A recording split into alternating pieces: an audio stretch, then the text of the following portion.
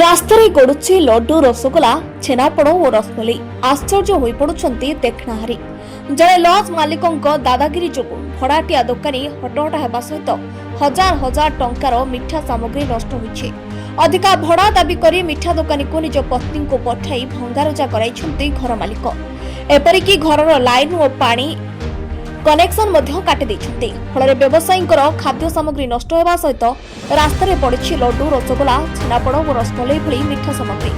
ଏହି ଘଟଣା ଦେଖିବାକୁ ମିଳିଛି ପାରାଦୀପ ବଡ଼ପଡ଼ିଆ ମାର୍କେଟ ସ୍ଥିତ ସନ୍ତୋଷୀ ସୁଇଟ୍ସରେ ଓ ରେଷ୍ଟୁରାଣ୍ଟରେ।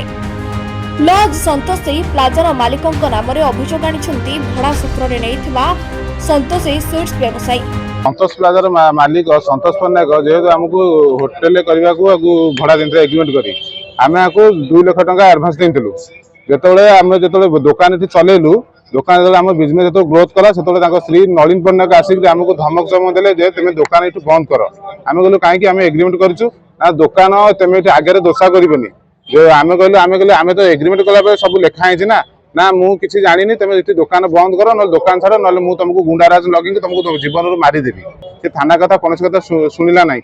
ସେ ବଣିକ ସଂଘକୁ ବି ମାନେ ଖାତିର କଲାନି। ସେ କୋର୍ଟ ଅର୍ଡରକୁ ବେଖାତିର କରିକି ଆମର ଜବରଦସ୍ତି ଲାଇନ ଅର୍ଡରକୁ କାଟି ଦେଇଛି। ଆଜି ସକାଳୁ ସେ ଆସିକି ଜବରଦସ୍ତି ଆମ ଦୋକାନ ଭିତରେ ପଶି ଆମ ଜିନିଷପତ୍ର ଫୋପାଡ଼ିକି ଆମକୁ ଜବରଦସ୍ତି ମାରଧର କରିକି ଆମର ଆଜି ବ୍ୟବସ୍ଥା କରିଛି। ବର୍ତ୍ତମାନ ପାଇଁ ସେ ଥାନାରେ ଦ୍ୱାରସ୍ଥ ହେଇଛୁ। ଆମକୁ ଯଦି ଉଚିତ ନ୍ୟାୟ ପ୍ରଦାନ ଯଦି ନ ମିଳିବ, ଏ ରାଜରାସ୍ତାରେ ଆମେ ସପରିବାର ଆମେ ଆତ୍ମହତ୍ୟା ଦେବୁ। ବ୍ୟବସାୟୀ ଜଣଙ୍କ 2 ବର୍ଷ ପାଇଁ ସନ୍ତୋଷୀ ପ୍ଲାଜା ମାଲିକଙ୍କ ସହିତ ଚୁକ୍ତି କରିଥିବା ବେଳେ ଲଜ୍ ମାଲିକଙ୍କ ପତ୍ନୀ ଏଭଳି ଆତଙ୍କ ଘଟାଇଛନ୍ତି ବୋଲି କହିଛନ୍ତି ବ୍ୟବସାୟୀ ଜଣକ। ଘଟଣାକୁ ନେଇ ବ୍ୟବସାୟୀ ଜଣକ ପାରାଦୀପ କୋର୍ଟ ବଣିକ ସଂଘ ଓ ଥାନାରେ ଆଶ୍ରୟ ନେବା ପରେ ଘଟଣାସ୍ଥଳରେ ପାରାଦୀପ ଆଦର୍ଶ ଥାନା ପୁଲିସ ପହଞ୍ଚି ଘଟଣାର ତଦନ୍ତ ଆରମ୍ଭ କରିଛି। ମାନେ hotel Santoshi plaza sweets, Santoshi sweets ଯୋଉଗୁଡ଼ା ମାଲିକ ନିର୍ଦ୍ଦେଶ କରି ସେ ନାଁ ଦେଇକି ସନ୍ତୋଷ ପ୍ଲାଜାରେ ଭଡ଼ା ନେଇଛନ୍ତି 2 ବର୍ଷ ପାଇଁ, 1 ଲକ୍ଷ ଟଙ୍କା ଆଡ଼ଭାନ୍ସ ଦେଇଛନ୍ତି, ଭଡ଼ା 30,000 ସବୁ ଦେଲା ପରେ ମଧ୍ୟ ସନ୍ତୋଷ ପ୍ଲାଜାର ମାଲିକ ଏବଂ ତାଙ୍କ ମିସେସ୍ ତାଙ୍କୁ 2 ବର୍ଷ ଜାଗାରେ 3 ମାସ ଭିତରେ ଗଣ୍ଡଗୋଳ ଆରମ୍ଭ କଲେ, ତାକୁ ରଖେଇ ଦେଲେ ନାହିଁ। ଯାହା କଣ୍ଡିସନ ହେଇଥିଲା ଘର ଫର ବିଭିନ୍ନ ଭାଗରେ ସବୁ ମିନିମମ୍ ଭାଗରେ ଡବଲ ରେଟ୍ 6,000 ଟଙ୍କା ଗୋଟେ ଘର ସେ ତାର କଣ୍ଡିସନ ଥିଲାବେଳେ ସେ 15,000 ଡିମାଣ୍ଡ କରୁଛନ୍ତି।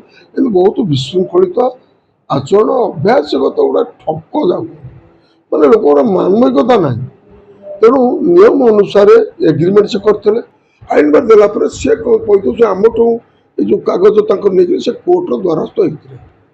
କୋର୍ଟ ଦ୍ୱାରସ୍ଥରୁ କୋର୍ଟ ତାଙ୍କ ଫେଭରରେ ରାୟ ଦେଲା। ବିଜନେସ୍ କରିବା ପାଇଁ ଷ୍ଟାଟସକୁ ମେଣ୍ଟେନ୍ କଲା।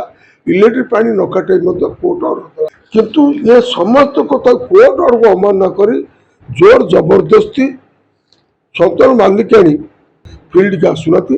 ତାଙ୍କ ମିସେସ୍ ବହୁତ ଅକଥନୀୟ, ମାନେ ସବୁ ପ୍ରକାର ମାନସିକ, ଆର୍ଥିକ, ସାମାଜିକ ସବୁଥିରେ ମାନେ ଗୋଟେ ଅପମାନିତ କରୁଛନ୍ତି। ଆମେ 1 ଲକ୍ଷ ଟଙ୍କା ସାର୍ ଆଡଭାନ୍ସ ଦେଇଥିଲୁ ହେଲା। ଆମର ଏଗ୍ରିମେଣ୍ଟ ହେଇଥିଲା 2 ବର୍ଷ ପାଇଁ କି ସାଧା ପେପରରେ ଆମକୁ ଏଗ୍ରିମେଣ୍ଟ କଲେ। ଏବେ ଆମକୁ କହୁଛନ୍ତି ସେ କହିଲା 6,000 ରହିଲେ, ସେଥିପାଇଁ କି ଆମେ ଗୋଟେ କଲୁ ଦୋଷା ଘର ଚାବି ଆମକୁ ଦେଲେ। ଏବେ ଦୋଷା ଘର କଲା ଦିନଠୁ ଆମ ଦୋଷା ପିଲାଙ୍କୁ ଅଟକେଇକିରି ଷ୍ଟାଫ ମାନଙ୍କୁ ଏଠି ଦୋଷା ଘରନି ଭିତରେ ଘର ମଝିରେ ଦୋଷା ଘର ତାଲା ପକେଇ ଦେଲେ। ପୁଲିସ ଏଠୁ କହିବାରୁ ଦେଲା। ଆମ ଜିନିଷ ଏତିକି ନଷ୍ଟ, ତାପରେ ଫିଙ୍ଗା ଫୋପଡା କଲା। ତାଙ୍କ ସ୍ତ୍ରୀ କହନ୍ତି ମୁଁ ମୋ ସ୍ୱାମୀର ନିଗା ମୁଁ ଯାହା କରିପାରିବି, ମୋ ସ୍ୱାମୀ ଏଠିକି ଆସିବ ନାହିଁ। ଆମେ କହୁଛୁ ଆମକୁ ଠିକ ନ୍ୟାୟ ମିଳୁ। Report news prime Odisha.